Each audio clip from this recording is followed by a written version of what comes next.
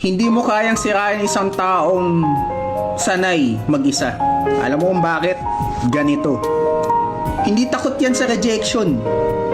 Hindi yan takot mawalan ng kaibigan. Kasi yung mga taong ganyan, kaya na nilang tumindig mag-isa. Hinarap na nila yung katahimikan. Sumolo na. Sila yung marunong pumalakpak para sa sarili nila. Hindi na nila kailangan ng palakpak ng iba. So, hindi mo kayang ibaba yung taong hindi naghanap ng validation.